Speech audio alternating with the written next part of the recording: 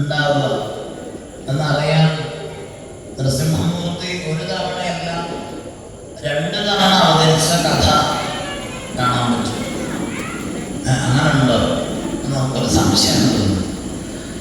അതായത് ഈ രാജസൂയ യാഗം നടക്കാൻ പോവുകയാണ്. അപ്പോൾ രാജസൂയ യാഗത്തിൽ കപ്പം കൊടുത്ത് കീഴടങ്ങാത്ത രാജാക്കന്മാരെ പ്രബലന്മാരായവരെയൊക്കെ ധർമ്മപുത്രന്റെ നേതൃത്വത്തിൽ പല രീതികളിൽ വശപ്പെടുത്തി. പക്ഷെ ഒരാൾ മാത്രം ഒരു വലിയ തലവേദനയായിട്ട് നിന്നു. അത് ജരാസന്ധനാണ്. ജരാസന്ധൻ ഇവരുടെ ഒന്നും തലത്തിലുള്ള ആളല്ല. അദ്ദേഹത്തിന്റെ വഴിയിൽ പോകുന്ന ഒരാളാണ്. പക്ഷേ ജരാസന്ധനെ കീഴ്പ്പെടുത്താൻ എന്താ വഴി? ജരാസന്ധന് ഒരു പ്രത്യേകത ഉണ്ട്. എല്ലാ ദിവസവും രാവിലെ എഴുന്നേറ്റിട്ട് ബ്രാഹ്മണന്മാർക്ക് ജരാസന്ധൻ ദാനം ചെയ്യും. എന്ത് വേണമെങ്കിലും കൊടുക്കും. പക്ഷെ ആരും മേടിച്ചിട്ടൊന്നും പോലൊന്നും ചോദിക്കാറില്ല.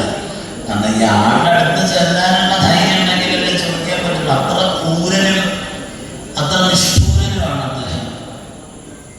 അങ്ങനെ പാണ്ഡവകുട്ടികളെയും കൂട്ടി കൃഷ്ണൻ മഹാസൂത്രധാരനായ നടുനാട്യധരോ യഥ എന്ന് കുന്തിമാതാവ് പറഞ്ഞിട്ടുള്ള മഹാഭക്തി സാമ്രാജ്യത്തിന്റെ മഹാനാട്യ സാമ്രാജ്യത്തിന്റെയും അധിപനായ ഗുരുവായൂരപ്പൻ ഈ കുഞ്ഞുങ്ങളെയും കൂട്ടിക്കൊണ്ടുപോയി.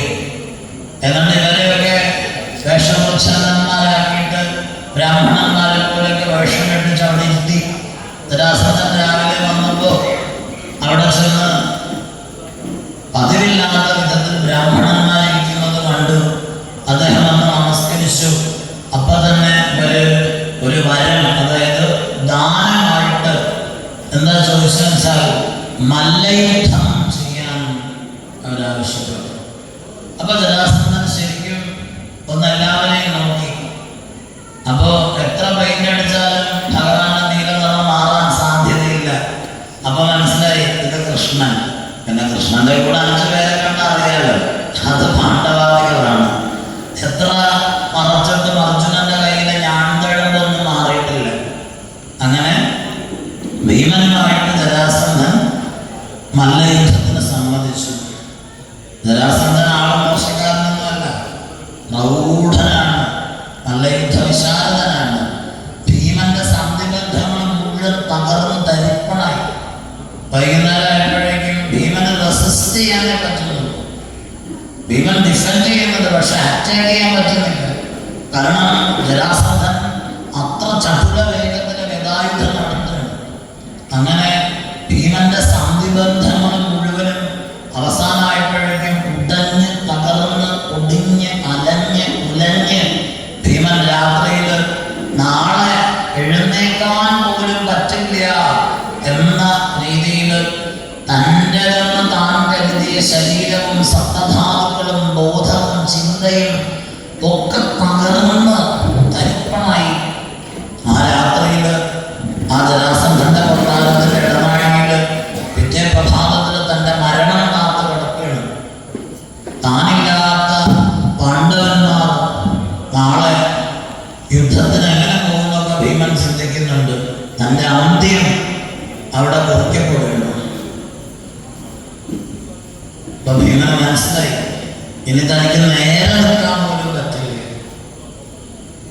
ആ രാത്രിയിൽ അർദ്ധരാത്രി കഴിഞ്ഞപ്പോ വേദനയുടെ ഒരു തീഗോളമായി മാറിയ സന്ധിബന്ധം തന്നെ തകർന്നു പോയ ഭീമൻ എങ്ങനെയൊക്കെയോ കണ്ണു തുറന്നു.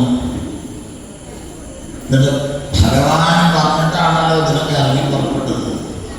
അപ്പൊ ഭീമൻ തകർന്ന ഹൃദയത്തോടുകൂടി കൃഷ്ണൻ ഇരിക്കുന്ന ഭാഗത്തേക്ക് ഒന്ന് നോക്കാൻ പുറപ്പെട്ടു. ഭഗവാനെ, എന്നോടത് വേണമായിരുന്നു, ഇങ്ങനെ എന്നെ തകർത്ത് തേർപ്പണമായിരുന്നോ എന്ന രീതിയിൽ എല്ലാം തകർന്നടിഞ്ഞ ഭീമൻ ഒന്ന് നോക്കിയപ്പോ ഒന്നേ നോക്കിയുള്ളൂ. ആ ഘോരമായ അന്ധകാരത്തെ കീറി മുറിക്കുന്ന ഒരു ഒരു അഗ്നിഗോളം പോലെ നൃസിംഹമൂർത്തിയുടെ സ്വരൂപം ഭഗവാൻ അന്ന് ഭീമന് ആ രാത്രിയിൽ കാണിച്ചു കൊടുത്തു. അതിൽ നിന്ന് ഭീമൻ ഊർജത്തെ ഉൾക്കൊണ്ട് ഭീമന്റെ സന്ധിബന്ധങ്ങളൊക്കെ നേരെയായി. പിറ്റേ പ്രഭാതത്തിന് ഭഗവാൻ പറഞ്ഞതനുസരിച്ച് ജരാസന്ധനെ ഭീമൻ കീഴ്പ്പെടുത്തി. ഇതെന്താ വെച്ചാൽ നരസിംഹാവതാരം എന്താണ് എന്ന് ഈ കഥയുടെ രഹസ്യത്തിലുണ്ട്. അതായത് ജരാസന്ധത്വത്തെ അതിജീവിക്കാൻ ഭൗതികമായ ശരീരബലം കൊണ്ട് നാം ശ്രമിക്കുമ്പോൾ അത് നടക്കില്ല. ജരാസന്ധത്വം എന്ന് പറഞ്ഞാൽ എന്താ? ജലയാൽ സന്ധിക്കപ്പെട്ടത്, അതിന് മരണമില്ല. ജരാസന്ധന് മരണമില്ല. എങ്ങനെയാ മരിച്ചത്? അച്ചിലെ കീറിയിട്ട് ഇങ്ങനെ ഓപ്പോസിറ്റ് സൈഡിൽ ലോക്ക് ചെയ്തപ്പോഴാണ്. അങ്ങനെയാണ് ജരാസന്ധന്റെ മരണം. അപ്പൊ ഇതിനെന്താ അർത്ഥം? നമ്മുടെ ജീവിതത്തിൽ എപ്പോഴാണ് ഈ നരസിംഹാവതാരം ഉണ്ടാവുക വെച്ചാൽ നമ്മളുടേതെന്ന് നമ്മൾ കരുതുന്ന എല്ലാ അഹങ്കാരങ്ങളും തവിട് പൊടിയായി ഇനി എന്നെ ഒന്നിനും കൊള്ളൂല എന്ന് മനസ്സിലാവുന്ന ഒരു സന്ദർഭം. അതായത് സറണ്ടർ ആവുക. നമ്മൾ കംപ്ലീറ്റ്ലി സറണ്ടേഡ് ആവുമ്പോഴാണ് ഈശ്വരൻ നമ്മളിലേക്ക് വരിക. ഇവിടെ സിംഹം എന്നുള്ളതൊരു പദം മാത്രമാണ്. അതുകൊണ്ടാണ് നരസിംഹ സ്വാമിയുടെ ഗംഭീരമായൊരു ക്ഷേത്രമുണ്ട് ആന്ധ്രയിൽ, അഹോബിലം എന്ന് പറഞ്ഞു. അത് ഈ അഹോബലം എന്നുള്ളതാണ് അവരുടെ ഭാഷയിൽ ബിലം എന്ന് പറയും. അവിടെ പോകുന്നത് നല്ലതാണ്. അവിടെ നരസിംഹ ക്ഷേത്രങ്ങളുണ്ട്. അങ്ങനെയൊക്കെ അബാൻഡൻ്റാണ് പലതും, പക്ഷെ നല്ല രസമാണ് പോകാൻ. ഏറ്റവും കൂടുതൽ ഉഗ്ര നരസിംഹസ്വാമി ഇരിക്കുന്നുണ്ട്. ഞാൻ അതിനെക്കുറിച്ച് പിന്നീട് പലതരത്തിലുള്ള നരസിംഹ സ്വരൂപങ്ങളുണ്ട്. അതിനെക്കുറിച്ച് നമുക്ക് പിന്നീട് നോക്കാം. ഇപ്പം അതിന് സന്ദർഭമല്ല. അപ്പോൾ ഇവിടെ പ്രഹ്ലാദനിലൂടെ നരസിംഹസ്വാമി വരികയാണ്. ഹിരണ്യാക്ഷൻ ആവരണമാണ്, ഹിരണ്യകശിപു നിക്ഷേപമാണ്. ഹിരണ്യാക്ഷനെ വരാഹമൂർത്തി വന്നിട്ട് റെക്ടിഫൈ ചെയ്തു. എന്നുവെച്ചാൽ എന്താ?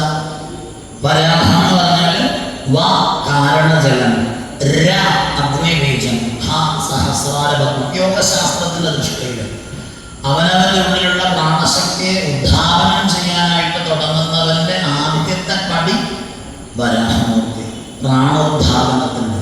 മനസ്സിലായാലും കുഴപ്പമൊന്നുമില്ല. ഇത് അല്ലേ? പ്രാണോദ്ധാരണം എന്നൊക്കെ പറയുന്നത് നമ്മൾ കുറേ ഇതിന്റെ പിന്നാലെ നടക്കുമ്പോൾ മനസ്സിലായി ഒരു പരിപാടി ഉണ്ട് എന്ന് മനസ്സിലായി. അതുവരെ കുഴപ്പമൊന്നുമില്ല. അറിഞ്ഞാലേ കുഴപ്പമില്ല, അറിഞ്ഞില്ലെങ്കിൽ വലിയ കുഴപ്പമൊന്നുമില്ല. നമ്മളിത് മനസ്സിലാക്കിയാണ്. അപ്പൊ ഈ പ്രാണനെ ഉദ്ധാരണം ചെയ്യുന്നതിന്റെ ഒരു അടുത്ത സ്റ്റെപ്പാണ് പ്രകർഷേണ ആഹ്ലാദരൂപിയായ പ്രഹ്ലാദൻ ഹിരണ്യകശിപുവാകുന്ന നമ്മളുടെ ശരീരമാകുന്ന കോട്ടയിൽ ആത്മരൂപിയായി വർത്തിച്ചിട്ട് നട്ടല്ലാണ് അവിടുത്തെ തൂണ്. അല്ലാതെ പുറമെയുള്ള ഈ തൂണല്ല. ഹിരണ്യകശിപു ശരീരമാണ്. കശ്യപഃ പശ്യകഃ, അത് ഒരു പ്രത്യേക മെത്തേഡിൽ സംസ്കൃതത്തിൽ നമ്മൾ ഊർധ്വപ്രണവം എന്നൊക്കെ പറയും. തലതിരിച്ചിട്ട് പറയുക. അങ്ങനെയാണ്. അപ്പൊ പാപം എന്ന് തിരിച്ചിട്ട് എന്തായിരിക്കും? പമ്പ. കാലം തിരിച്ചിട്ട് എന്തായി? കാലം തിരിച്ചിട്ട് ലങ്കയായില്ലേ? കാലം ലങ്കയാണ്. ധാനം രാധം. ഇതൊരു രഹസ്യ പരിപാടിയാണ്. അതുപോലെയാണ് ഇവിടെ ഹംസയോഗത്തിന്റെ ഓപ്പോസിറ്റ് സ്റ്റൈലിൽ വന്ന റിഫ്ലക്റ്റഡ് ഫോമാണ് സിംഹം. അത് ഹംസയോഗമാണ്. മണിപൂരകത്തിന് അഗ്നി സമാനമായിട്ടുള്ള നട്ടലിനെ ഭേദിച്ചുകൊണ്ട് അവനവനിൽ നിന്ന് പുറത്തേക്ക് വരുന്ന പ്രചണ്ഡമായ സാധനയിലുണ്ടാകുന്ന അനുഭവമാണ് നരസിംഹമൂർത്തി. അതുകൊണ്ടാണ് അത് ശിവത്വവുമായിട്ട് ബന്ധപ്പെട്ടത്. അപ്പൊ പ്രഹ്ലാദനിലൂടെ പ്രഹ്ലാദൻ